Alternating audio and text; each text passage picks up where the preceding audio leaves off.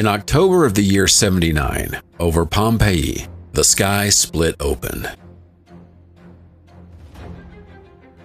A colossal roar hurled a column of smoke and ash all the way to the edge of the atmosphere. Hours later, waves of fire and scorching gas swept down from the mountain. They vaporized Herculaneum in an instant. Soon after, they overwhelmed Pompeii, condemning the last survivors to death.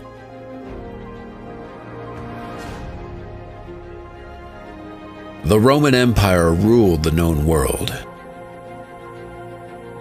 It was the Pax Romana, a time of order, prosperity, and unshakable confidence in the permanence of its civilization.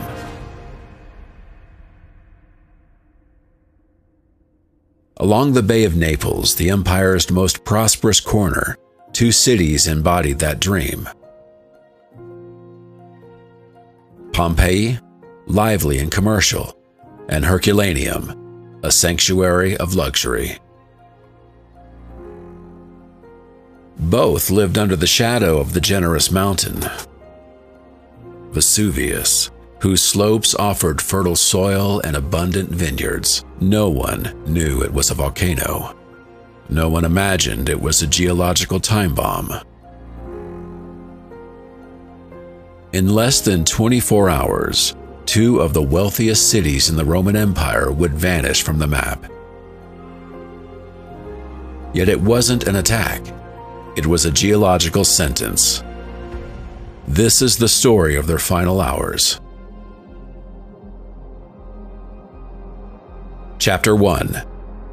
A Morning in Paradise.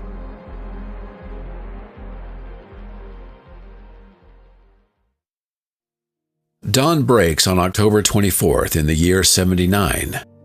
Nowhere else in the vast Roman Empire is life sweeter or more vibrant than along the Bay of Naples.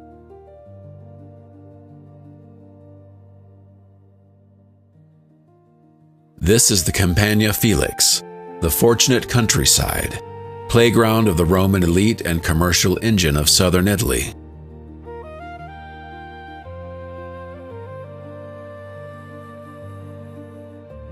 Morning air drifts in cool and clean, and the sun rises over the mountain that shapes the entire landscape, an impressive, calm, green presence known to everyone as Vesuvius.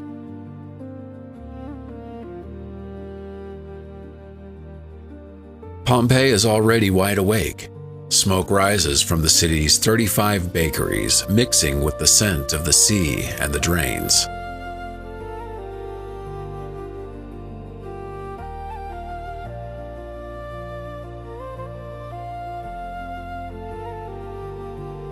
Its streets pulse with life. Iron delivery wheels have carved deep grooves into the volcanic stone roads, a testament to relentless trade.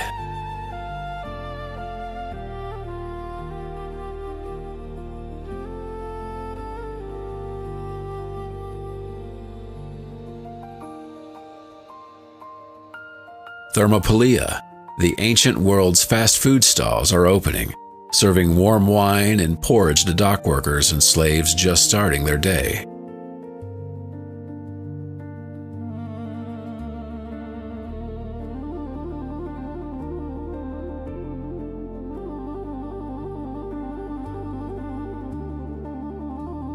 In the Great Forum, the center of civic and religious life, the city hums. Magistrates in their togas argue politics. Merchants strike deals in the basilica.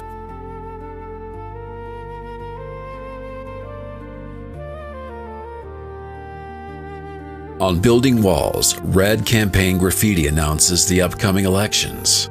Vote for Caecilius. The neighbors of Popedius Secundus ask that he be elective aedile.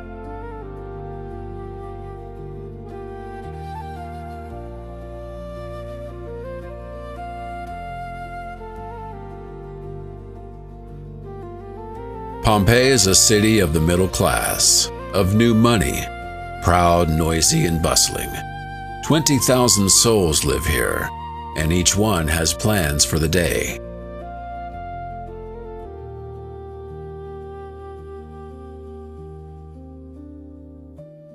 To the west, its sister city, Herculaneum, offers a different scene.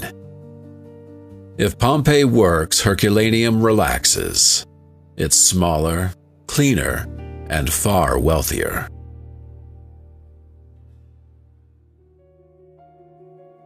Rather than a commercial hub, it's an exclusive seaside resort.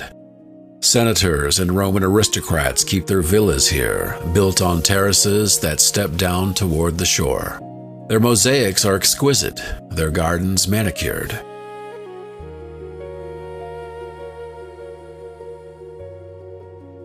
Residents of Herculaneum enjoy a private library, the only one to survive from antiquity, and luxurious suburban baths with direct views of the bay.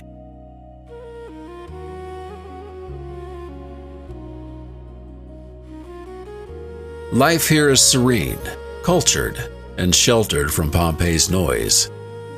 It is the pinnacle of Roman leisure.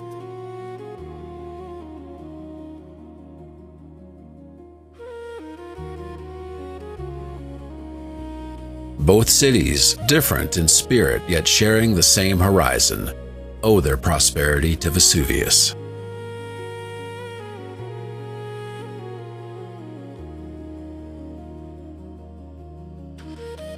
To them, it isn't a threat, but a garden. Its slopes coated in rich black soil produce Vesuvinum, one of the region's most prized wines.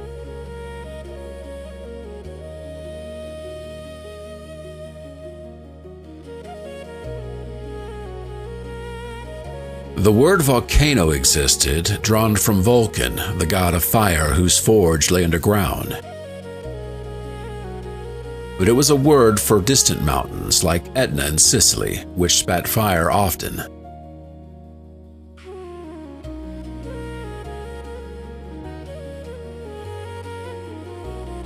Vesuvius did not. It had been silent for at least 700 years. To the people, it was simply a mountain, a provider, a backdrop to paradise.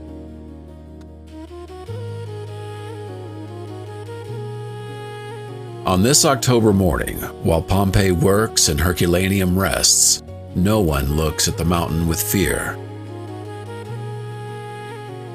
No one realizes that the fertile ground beneath their feet exists because of ancient, violent eruptions. No one knows the mountain is no garden at all, but a sleeping giant, one whose awakening is imminent.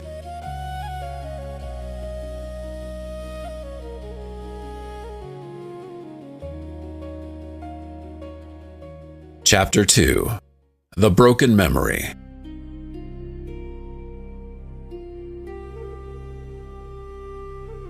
But paradise had cracks. For those who knew how to look, the clearest morning had come 17 years earlier.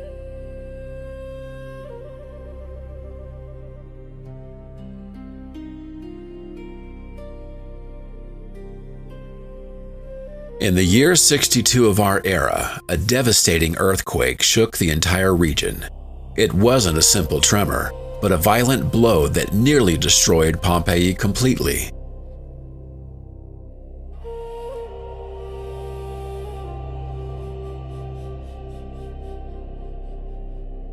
The damage was catastrophic. The Temple of Jupiter, the city's most important sanctuary, collapsed. Lead pipes that brought fresh water to fountains and homes split apart, leaving the city thirsty.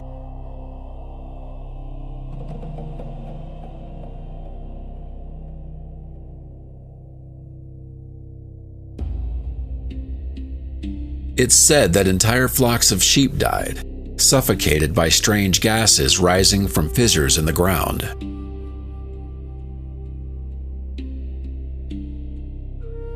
Everywhere, statues of gods and emperors toppled from their pedestals and shattered on the pavement.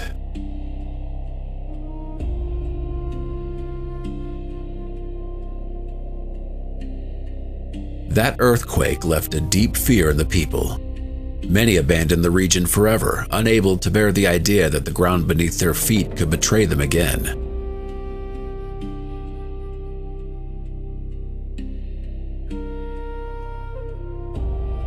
Most Pompeians, however, stayed. With stubborn determination, they began to rebuild.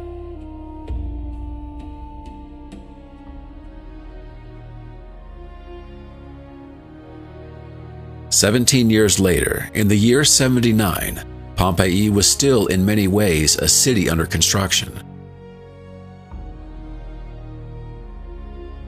Wooden scaffolding leaned against facades of nearly every street.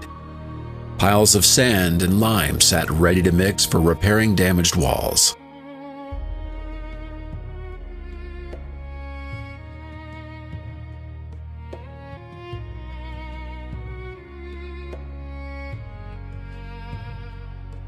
Inside the Temple of Isis, a fresh inscription proudly proclaimed that it had been rebuilt from the foundations by the family of a wealthy man who, once a slave, sought social prestige by financing the project.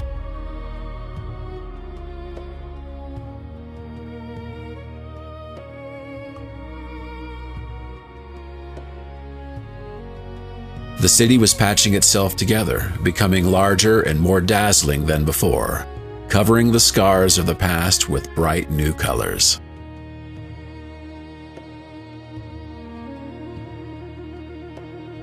Yet, a tragic problem lingered. The Romans, brilliant engineers who built aqueducts and roads that still stand, lacked the science to understand what happened to them.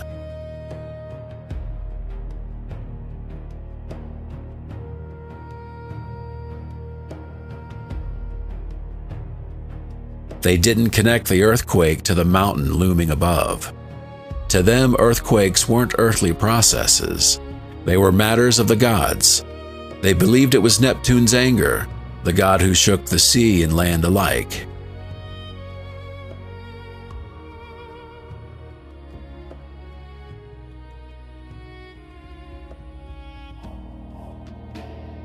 They had no idea that the quake of '62 was Vesuvius's first warning. Molten rock, magma, was rising from deep within the earth, cracking through stone, searching for a way out. The giant was waking.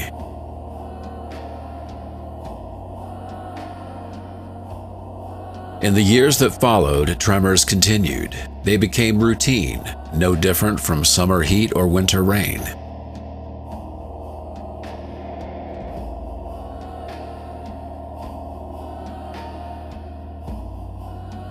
People learned to live with them, to ignore the rattling dishes or the new cracks forming in their walls. They normalized fear, turning it into background noise.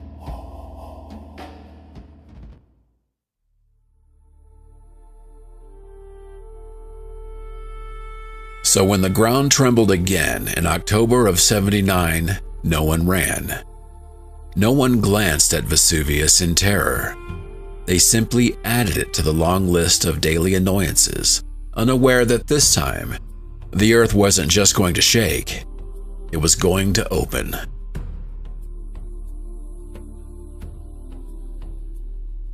Chapter 3: The Ignored Warnings.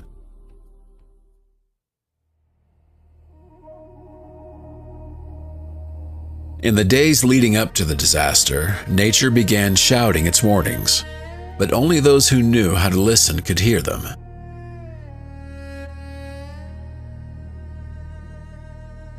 Across the farms around Vesuvius, wells started drying up in strange and sudden ways. Rain wasn't the issue. Extreme heat rising from underground was evaporating the water before it could reach the surface.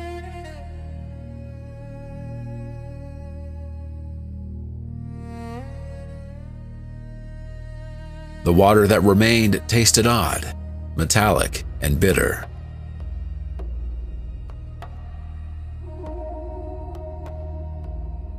The air changed as well. A foul smell like rotten eggs drifted on the breeze. It was sulfur, volcanic gas leaking through invisible cracks along the mountain slope.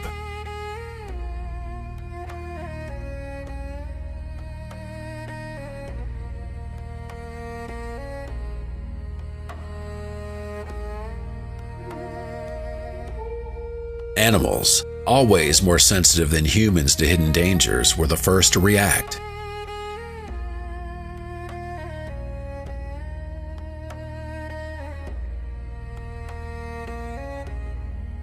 goats and sheep grazing along the hillside refused to eat and tried to flee downhill, slamming themselves against their pens.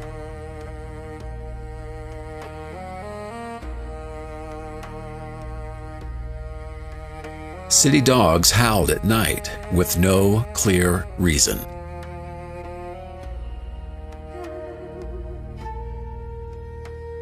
Even the birds vanished from the skies above Pompeii, as if they knew the air had become unsafe.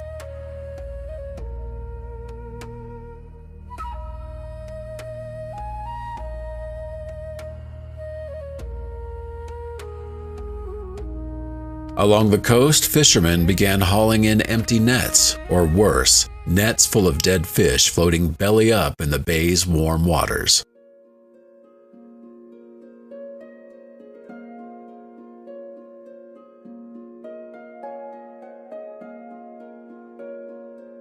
Most people ignored these signs, or dismissed them as bad omens that could be fixed with the right sacrifice at the right temple.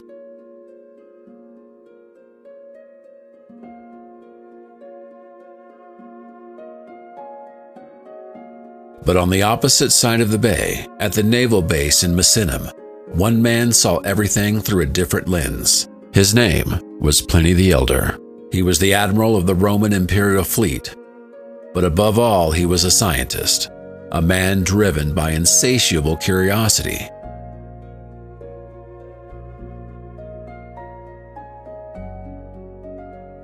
He had written a massive encyclopedia, Natural History, an attempt to explain all the mysteries of the world.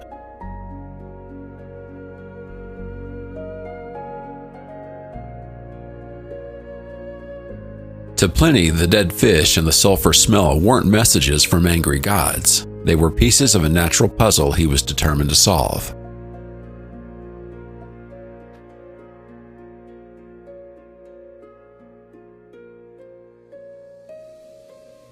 That morning, Pliny was in his study, working as usual. His 17-year-old nephew, also named Pliny, lived with him.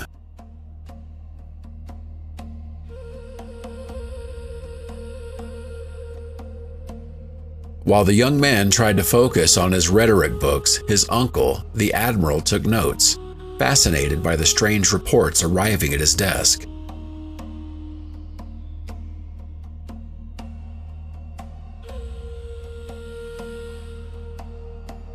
When someone brought him a bird that had fallen dead onto one of his ships, Pliny the Elder felt no fear, only deep curiosity. He examined the creature, searching for signs of illness or poison.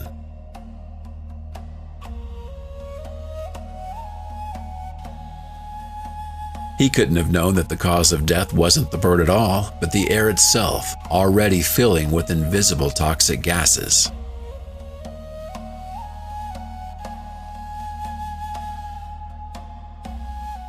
Pliny the Elder believed wholeheartedly that reason could explain anything. But that confidence was about to collide with a force beyond human logic.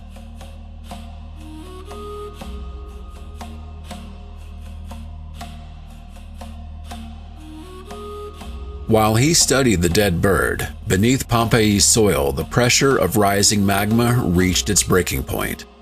The time for warnings had ended.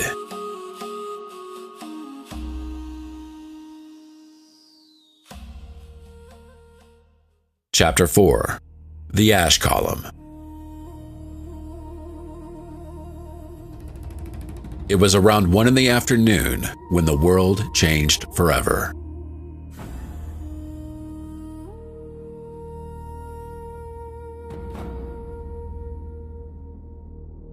Inside Vesuvius, the pressure of magma that had been building up for centuries finally broke through the rock sealing the crater.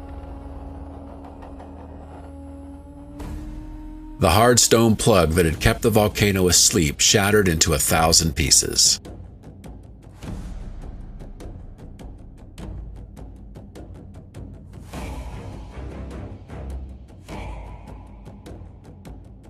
The sound was unlike anything anyone had ever heard, an explosion powerful enough to rupture the eardrums of anyone nearby.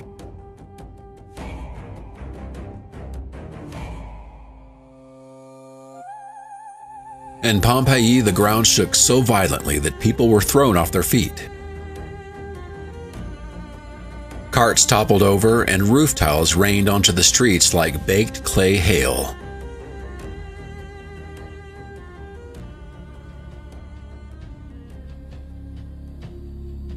The worst danger, however, wasn't on the ground. It was in the sky. From the torn open summit, a monstrous column of ash, gas, and rock shot upward at supersonic speed.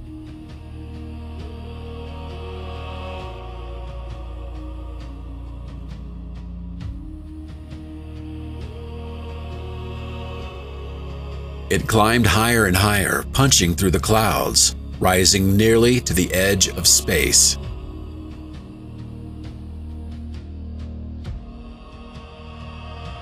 In Misenum, across the bay, young Pliny and his mother were on their terrace when they saw it.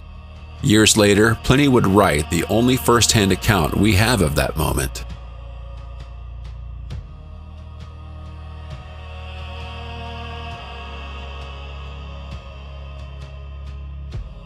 He said it looked like a Mediterranean pine, a tall, narrow trunk of gray smoke rising straight into the sky and spreading out at the top into flat branches.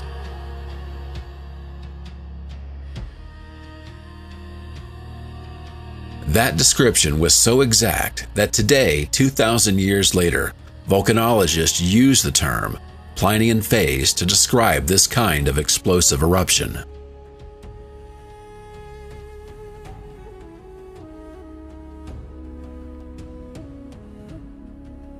Terror swept through Pompeii instantly. People rushed out of their homes, staring upward, unable to comprehend what they were seeing.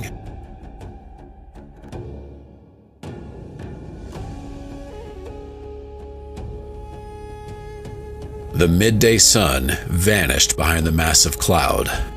A cold, unnatural shadow fell across the city.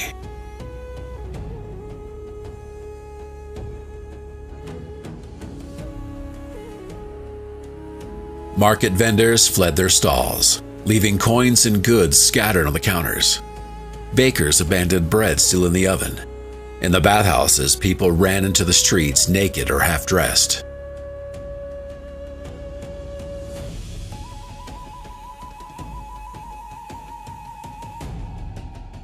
No one knew whether it was a strange storm or the end of the world. Some ran to the temples to pray.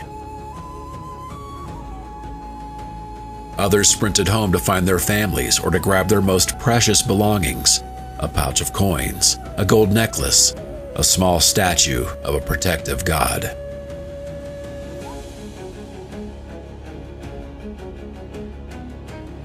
That choice, to return home instead of fleeing immediately toward the city gates, would be fatal for many, because the towering pine-shaped column was not going to stay in the sky forever.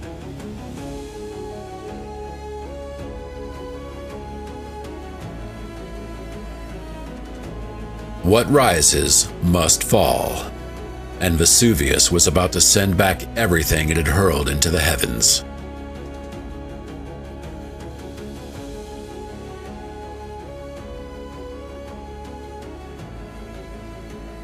Chapter 5: The Burning Snow. Shortly after 1 in the afternoon, something began falling from the sky over Pompeii. At first it seemed harmless. Small white stones, light as air, about the size of a pea. The Romans called them lapilli, little stones.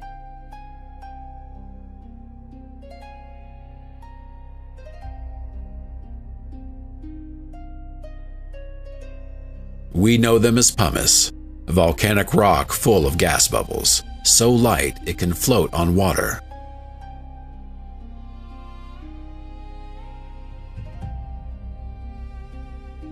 They drifted down gently like a strange snowfall in the middle of autumn. They tinkled as they hit the tile rooftops and bounced across the stone-paved streets.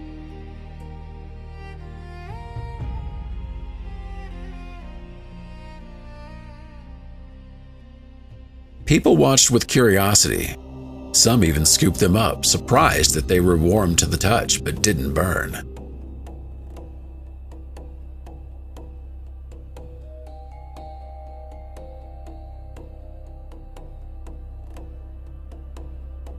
It was a moment of confusion, not yet full panic. Many thought it was just an odd hailstorm that would soon pass. They kept trying to gather their belongings or find family members lost in the initial chaos.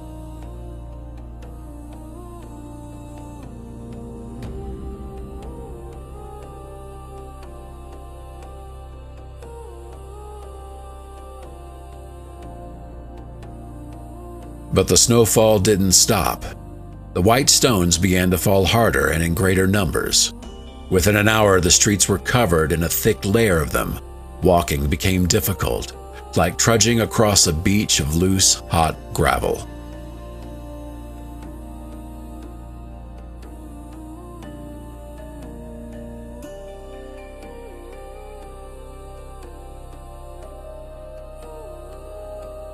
What saved some and doomed others came down to something as simple as the wind.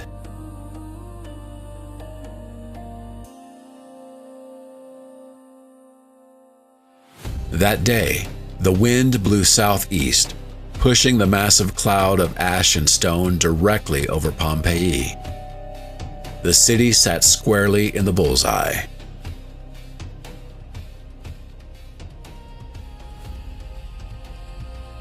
To the west, however, Herculaneum lived a completely different reality. Thanks to the wind's direction, the sky over Herculaneum remained relatively clear.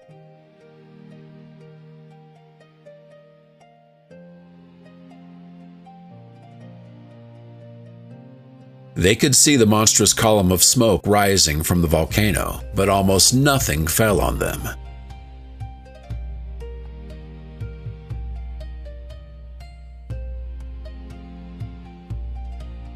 This created a false and dangerous sense of safety in Herculaneum. Watching the devastation unfolding over their neighbors, many convinced themselves they were protected, whether by the gods or mere luck.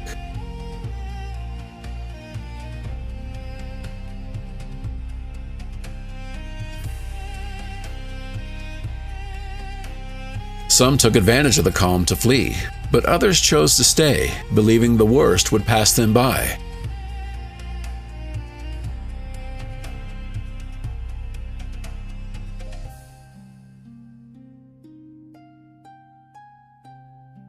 They didn't know the wind would change, and that the volcano had a far crueler and far quicker fate reserved for them than for Pompeii.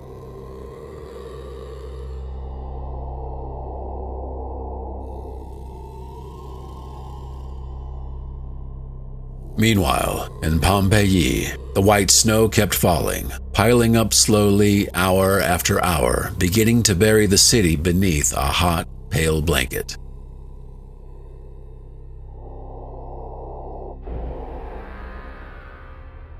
Chapter 6. Night at Noon.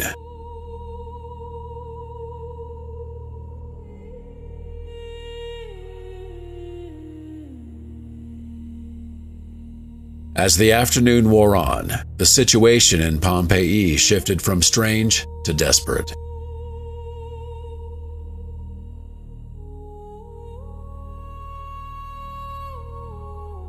The rain of white stones changed. Now gray stones were falling, denser, heavier, and hot.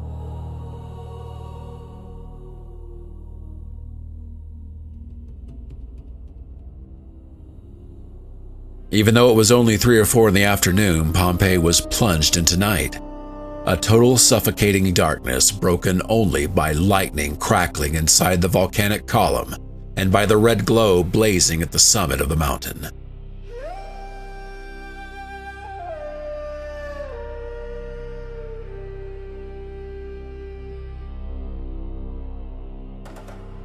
People lit torches and oil lamps, but the light barely pierced a few steps ahead of the thick rain of ash.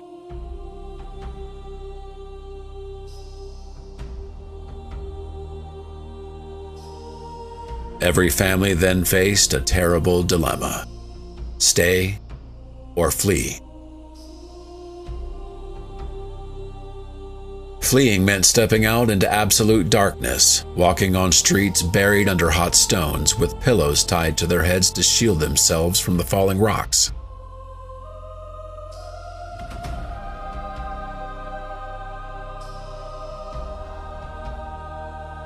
It meant abandoning everything they owned and risking getting lost or being trampled by terrified crowds at the city gates.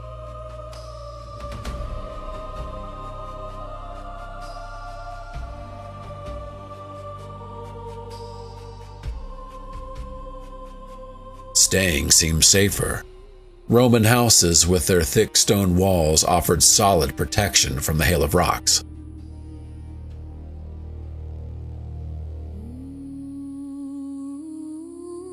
Many families chose to barricade themselves inside, waiting for the storm to pass, trusting their homes to withstand it. But it was a fatal mistake.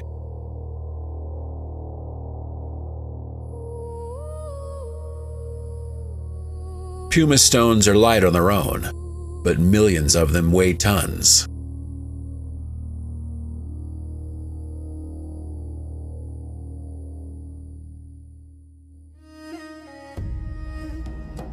As they piled up on flat or slightly slanted roofs, the weight grew unbearable. Wooden beams began to groan and bend.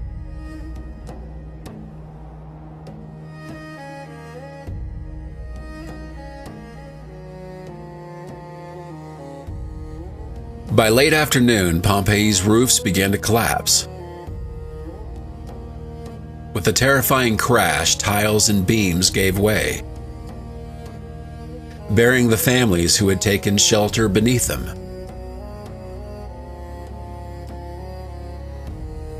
Those who survived the initial collapse were trapped under the rubble, while ash continued to pour through the roof of the hole, slowly burying them alive.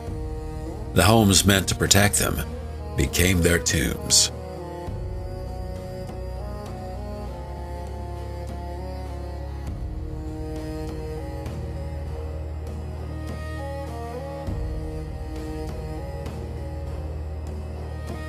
Outside, people could hear the roof failures and the muffled screams, feeding the rising panic. There was no safe place left in Pompeii.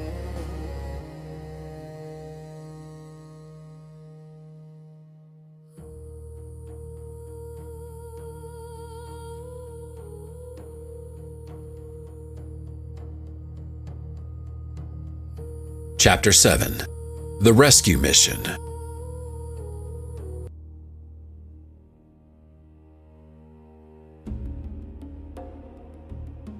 While Pompeii was beginning to sink beneath the falling stones, across the bay in Misenum, Pliny the Elder's scientific curiosity was turning into urgency.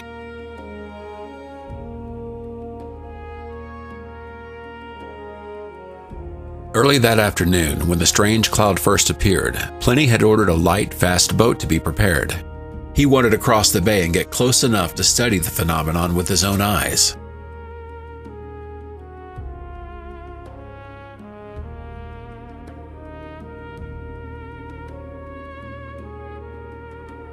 But just as he was leaving his house with his writing tablets under his arm, a messenger arrived running, out of breath. He carried an urgent note. It was from Rectina, a friend of Pliny who lived in a villa at the foot of Vesuvius near Herculaneum.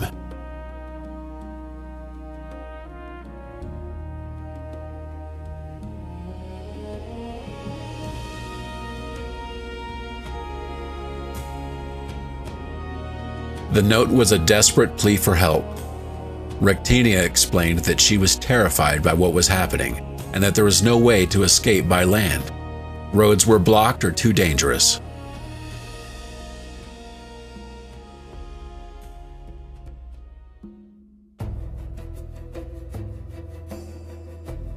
Her only hope was the sea. She begged Pliny, the admiral of the most powerful fleet in the world, to rescue her. Pliny realized this wasn't just an interesting natural event. It was a human catastrophe.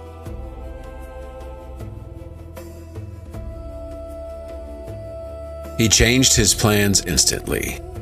Instead of taking a small, fast boat just for himself, he ordered the quadrimes, the great warships of the Roman fleet, to be launched. These were massive vessels powered by 4 rows of oars, built for battle, but now destined to face an enemy far greater than any human army.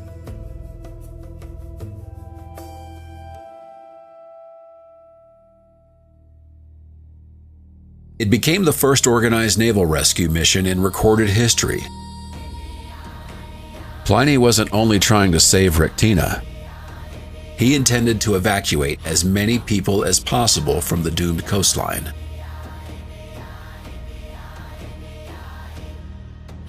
When the ship's pilots warned him of the danger, the ash was already beginning to fall over the sea. The waters were rough, and sailing into the darkness of the cloud looked like suicide. Pliny did not hesitate.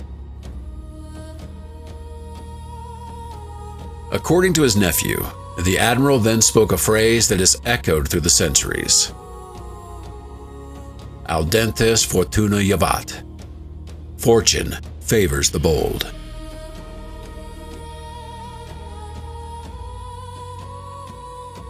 With that command, the Roman fleet set out directly into the heart of the volcanic storm in a heroic attempt to snatch lives away from the mountain.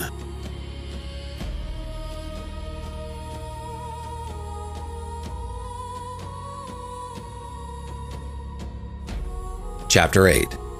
Agony in Stabii. Pliny's brave fleet never reached Herculaneum. As they drew closer to the coast, the situation became impossible. Huge chunks of pumice and charred black rock were falling onto the decks.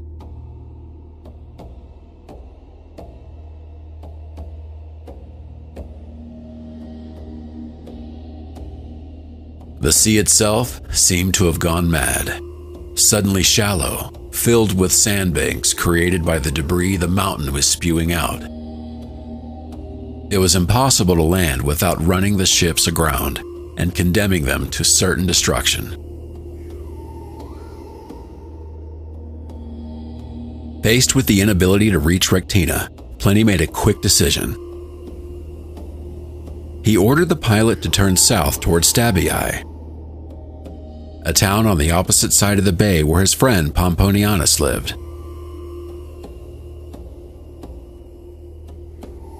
He believed they would be safer there and could wait for the worst to pass, or attempt a rescue from that side if the wind shifted.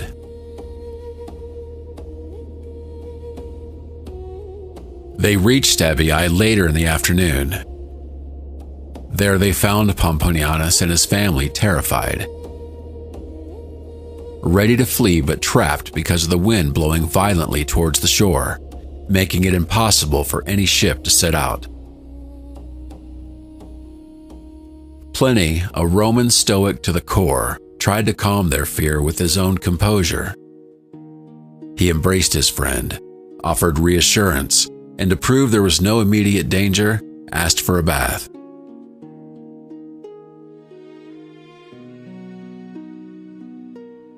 Afterward, he sat down to dinner, chatting calmly while Vesuvius lit up the night with massive bursts of flame that he explained in scientific tones as fire from abandoned farms, so as not to frighten his hosts even more.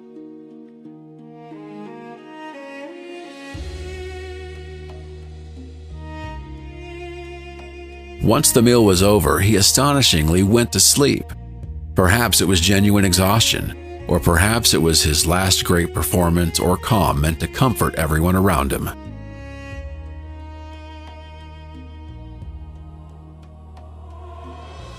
But the situation was worsening by the minute.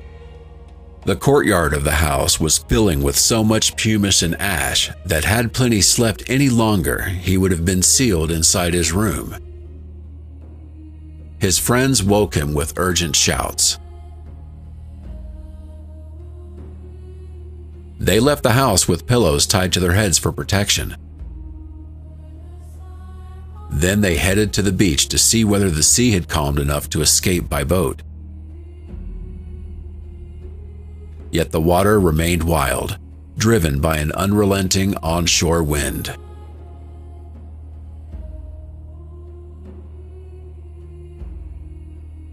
There, on the shoreline, under an almost total darkness broken only by the glow of the volcano's flames, Pliny the Elder suddenly fell ill. He was a large man with chronic breathing problems, and the air was now thick with sulfur, fumes, and toxic gases rolling down from the mountain.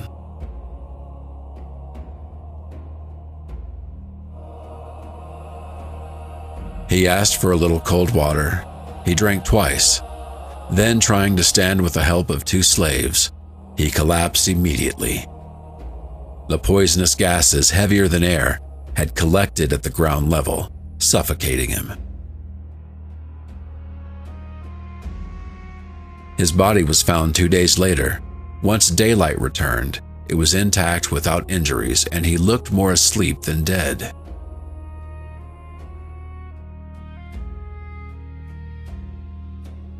The great naturalist had died while studying the most magnificent and terrifying natural phenomenon he had ever encountered. His curiosity had carried him all the way to the end.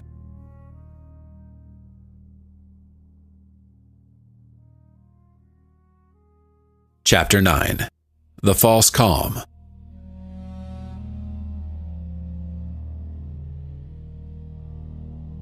Around 1 in the morning on October 25th, something strange happened in Pompeii.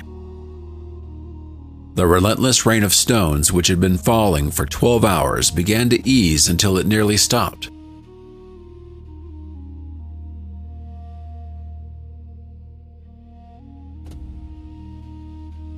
After the deafening roar of collapsing buildings and the constant rattle of millions of falling rocks, a sudden silence settled over the city. It was thick, unnatural stillness, broken only by the moans of the injured and the crackle of distant fires.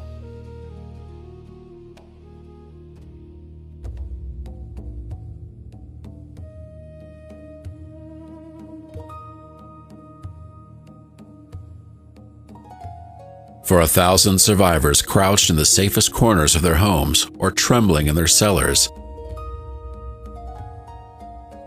that silence felt like a gift from the gods.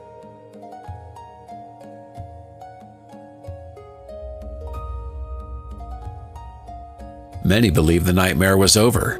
They thought the volcano had exhausted itself and the worst had passed.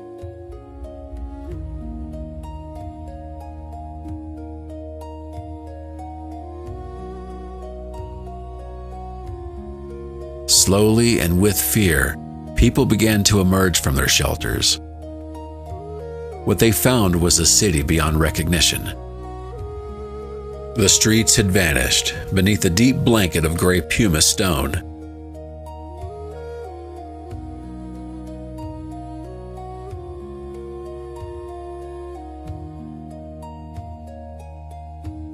They had to climb out through upper floor windows because the doors on the ground level were blocked by the mountain of debris.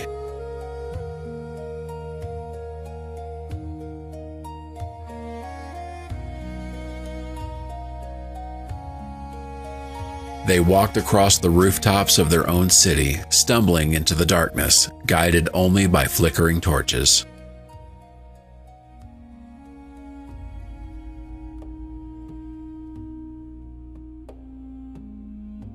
Some decided it was the moment to flee, to try reaching the city gates before the storm resumed.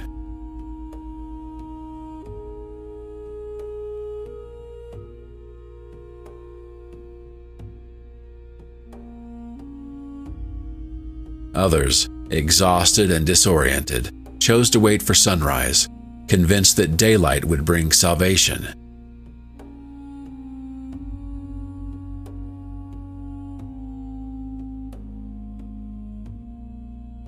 Yet that silence was no ending. It was a deadly pause. What was happening was far more terrifying than the earlier rain of stone.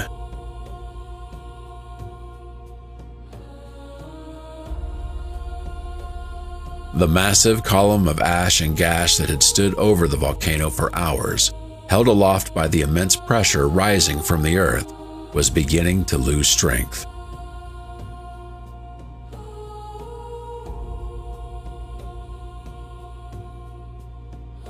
The column could no longer support its own colossal weight in the air. Millions of tons of burning rock and toxic gas were about to collapse inward and crash down toward the ground.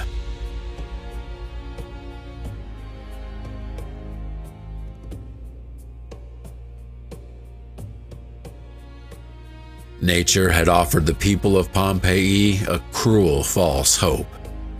That silence was merely the moment when the executioner raised the axe before the final blow. The true horror, the kind no one would survive, was just about to begin.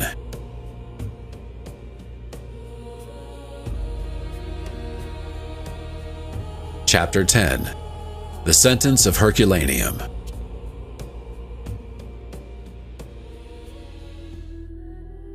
Around 1:30 in the morning, the towering column above Vesuvius collapsed.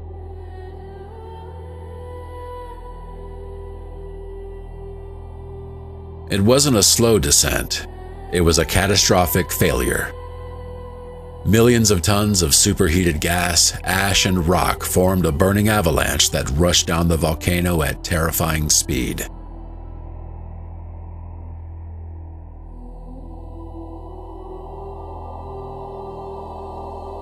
Scientists call this a pyroclastic flow,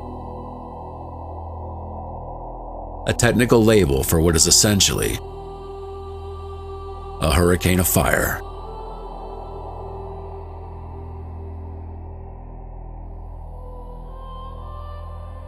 Herculaneum, the city that had been spared until that moment thanks to the wind, lay directly in its path.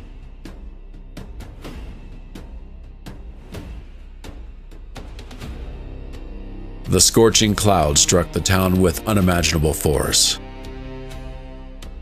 Air temperature soared instantly. There was no chance to run, not even enough time to understand what was happening.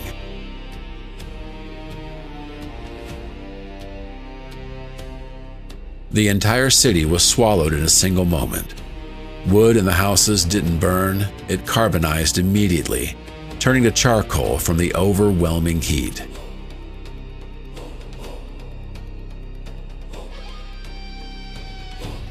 Down on the shore, hundreds of people waited desperately for rescue boats that would never come.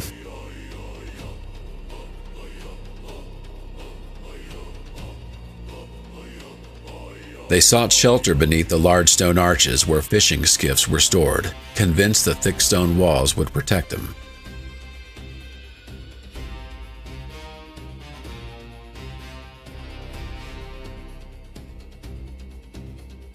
Instead, those vaults became deadly traps.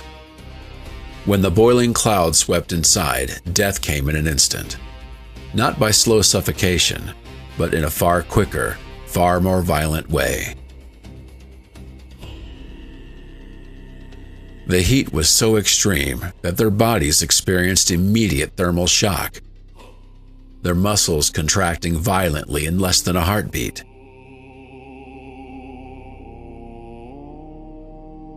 In the blink of an eye, Herculaneum, the jewel of the coast, was wiped off the face of the earth.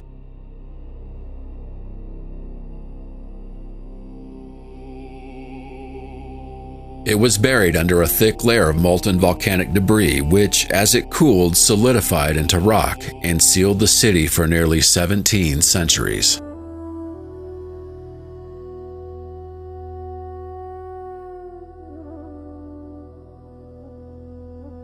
Chapter 11: The Fall of Pompeii.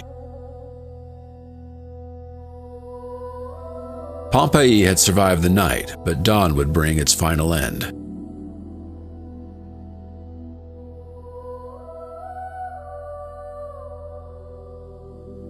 Early in the morning, a new series of pyroclastic surges swept down from the volcano. The first wave stopped just short of the city walls, but the fourth was unstoppable.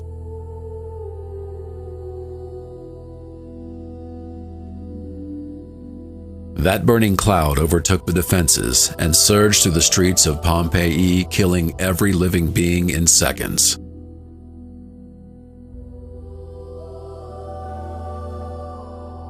It didn't vaporize its victims instantly, as it had in Herculaneum. It did something different. Something that would leave a haunting mark for future generations. The intense heat cooked the bodies. People's muscles contracted violently, pulling their arms and legs inward.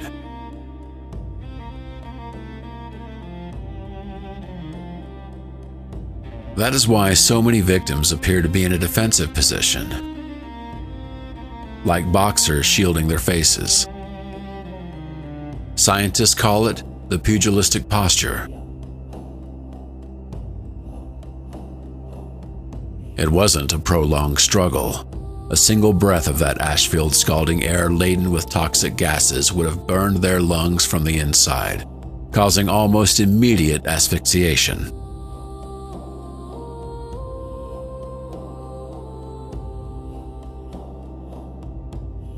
It was then that most of the remaining inhabitants of the city died. Entire families were found embracing in their homes. Groups of people caught while trying to flee through the streets, buried in pumice. Even a chained dog that couldn't escape. All were frozen in time at that precise instant of death.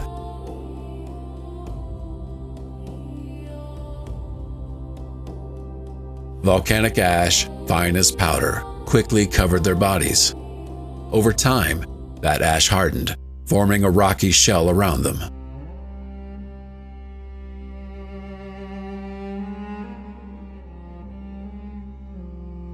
As centuries passed, their bodies decayed, but they left behind perfect molds in the hardened ash, impressions of clothing, hands, and the final gesture they made before dying.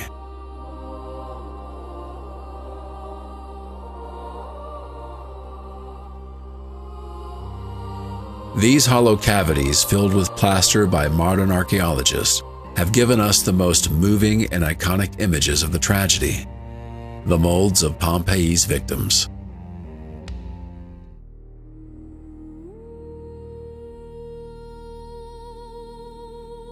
Chapter 12: The End of the World. Across the bay in Mycenium, the horror arrived as well, though in a different form.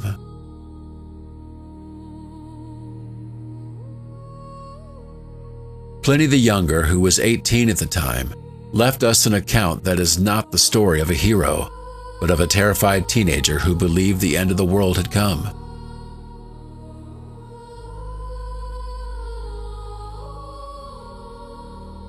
At dawn, a black, menacing cloud, charged with lightning, began chasing them across the land. Pliny and his mother decided to flee the city before becoming trapped. They joined a panicked crowd that shoved and screamed in the darkness.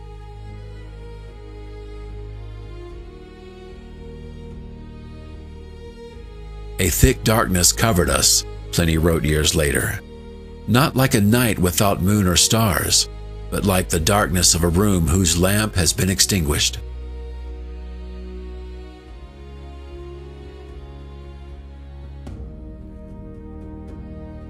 Terror was absolute. The screams of women echoed through the gloom, mixed with children's cries and men calling out for their fathers, their sons, their wives, recognizing one another only by their voices.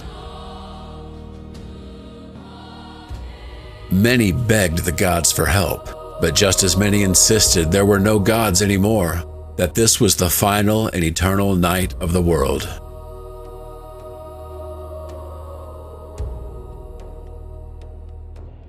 Even the sea seemed to flee the shore. A volcanic tsunami made the water retreat, leaving marine animals stranded on dry sand.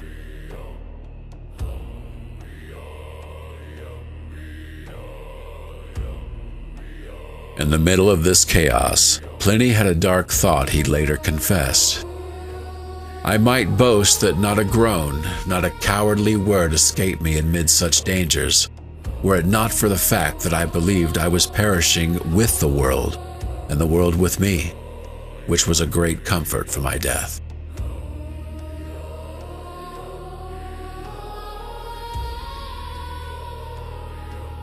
It was the resignation of someone convinced that everything was ending for everyone. Fortunately for him, the cloud stopped before reaching Mycenium. Yet the world he had known was already gone.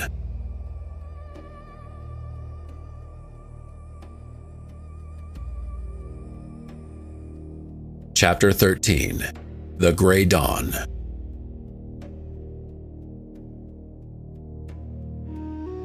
When the fury of the volcano finally subsided, sunlight returned to the Bay of Naples, but the light revealed a landscape no one could recognize.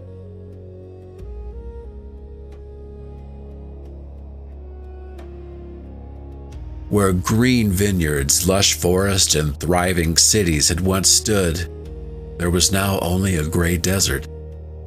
A vast plain of ash and volcanic mud covered everything.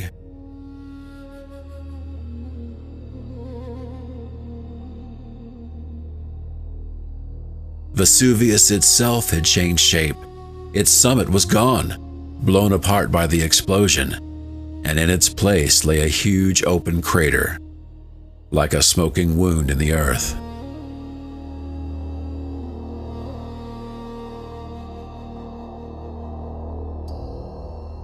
The coastline had shifted as well.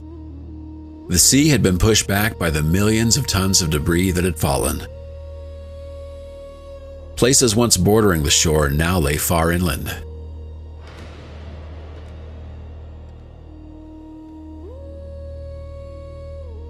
Pompeii no longer existed. It was buried beneath ash and pumice. Only the upper parts of a few large buildings poked timidly through the gray surface, like gravestones in a gigantic cemetery.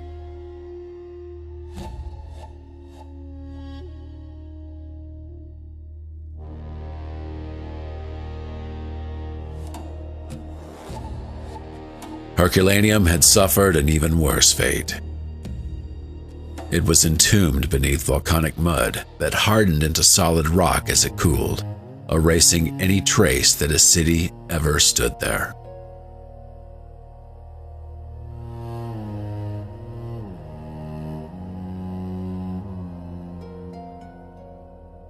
In Rome, Emperor Titus reacted swiftly. He organized a relief commission for the survivors and sent money and resources to try and rebuild the region.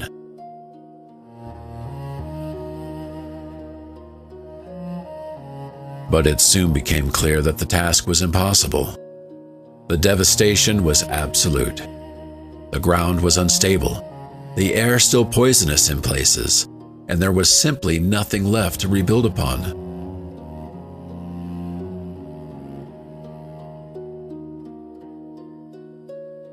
The survivors, those who had managed to escape in time, returned briefly.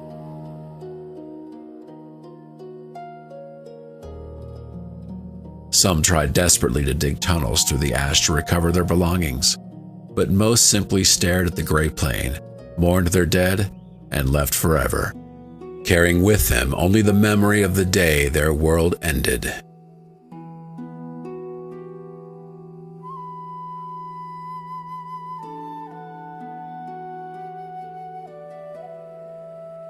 Chapter 14. Oblivion.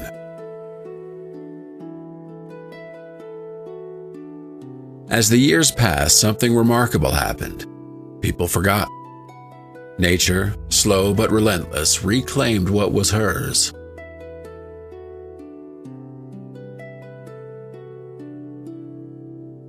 Rain washed away the loose ash. New plants took root in the volcanic soil, which turned out to be incredibly fertile. Where streets and houses once stood, forests and fresh vineyards began to grow. Farmers returned to cultivate the slopes of Vesuvius, drawn by the richness of the land, unaware or unwilling to remember what lay beneath their feet.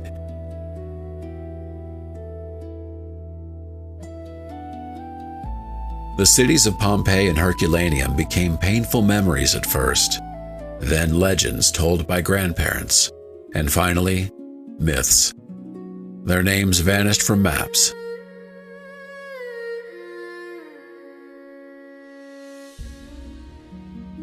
During the Middle Ages, people referred to the area where Pompeii had been simply as La Civita, the city, a vague name that hinted something ancient had once stood there, though no one knew exactly what it had been.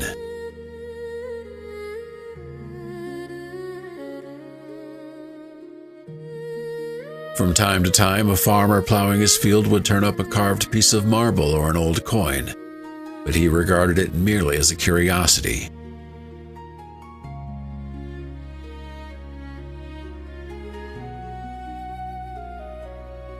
Vesuvius, the great giant, fell asleep once more. For centuries it remained calm, cloaked in vegetation, hiding its true nature beneath a green mantle.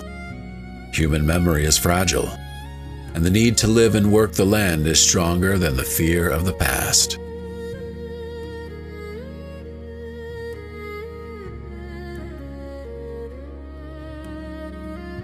And so nearly 1,700 years passed. Two great Roman cities, perfectly preserved in their final moment, slept underground, waiting for the day when someone, by accident, would find them again and awaken their ghosts.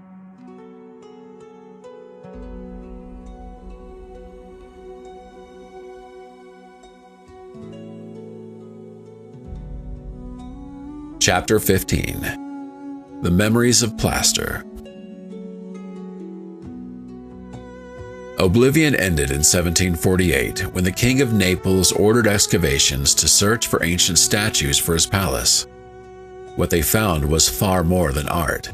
It was an entire city frozen in time. Pompeii began to emerge into the light.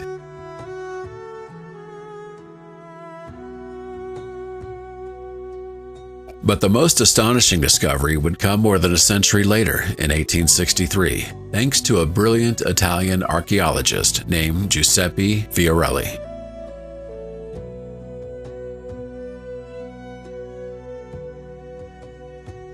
During the excavation, workers often came across strange voids in the hardened ash layer. Inside those hollows were human bones. Until then, no one had paid them much attention. Fiorelli had a brilliant idea.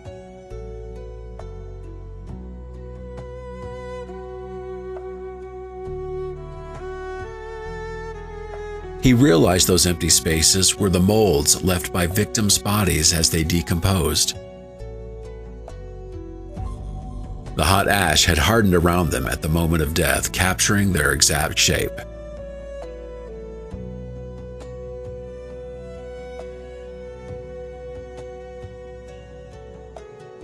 Fiorelli ordered his men that whenever they found one of these voids, they must not break it.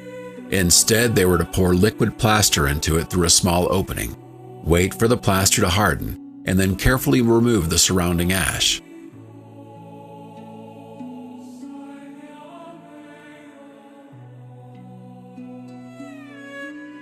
The result was chilling.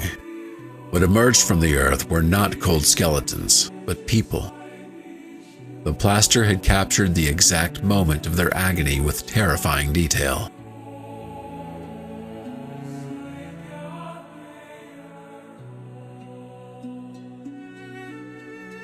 Their clothing, their facial expressions, even the tension in their muscles during their final seconds of life could be seen.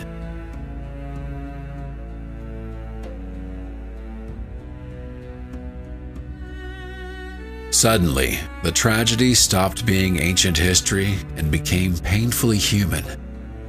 One cast showed a mother trying to shield her child with her own body.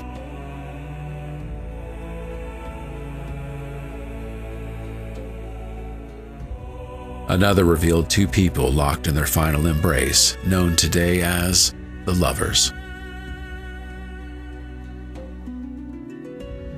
One showed a slave still wearing his chains, unable to flee.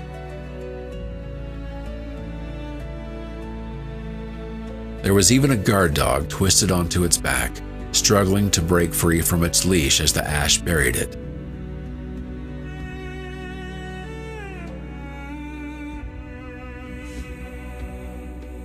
These casts are petrified memories of fear. They force us to look directly at those who lived through that day, reminding us that they were not legend or marble. They were people like us, trapped by a horror beyond understanding.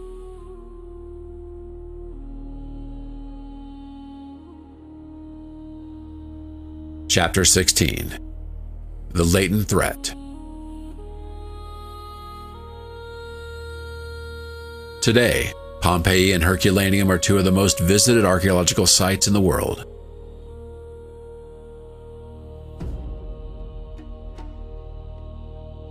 Millions of people walk their stone streets each year, marveling at the paintings, mosaics, and plaster echoes of their former inhabitants.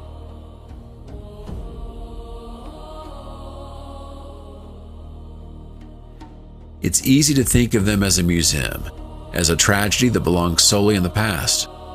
But to understand Pompeii's true meaning, you only need to look up. Vesuvius is still there.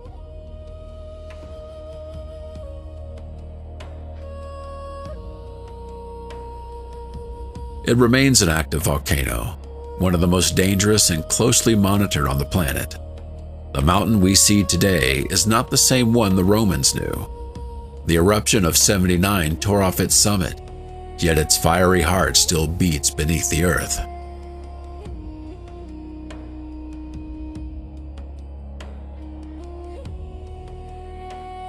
And the danger is greater than ever, not because the volcano is more violent, but because we are closer.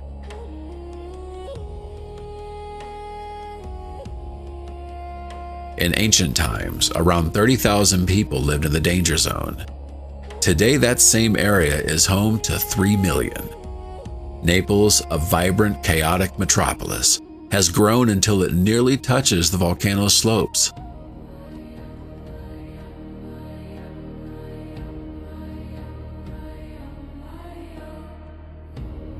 Italian authorities have mapped out a high-risk area known as the Zona Rossa, the Red Zone.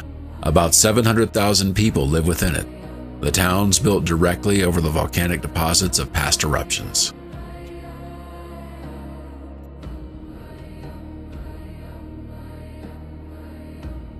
They live on the exact path down which burning clouds would descend if the volcano awoke again.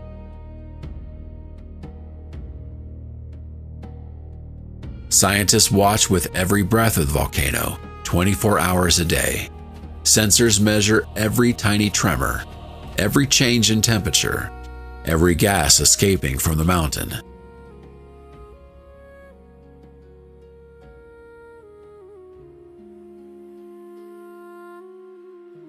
Its last major eruption took place in 1944, a reminder that its silence is never permanent.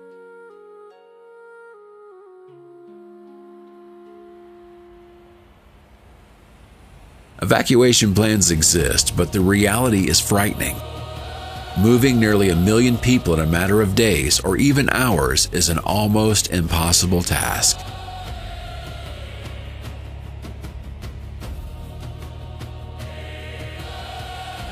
That's why what happened in Pompeii doesn't belong only to books or museums. It's a voice that still warns us from the silence of the earth.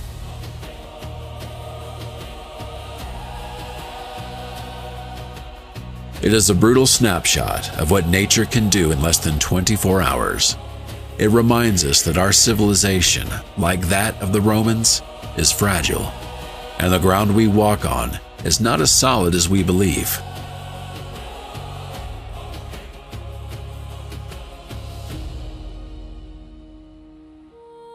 Vesuvius still watches over the bay in silence, reminding us that the giant is not dead, only asleep.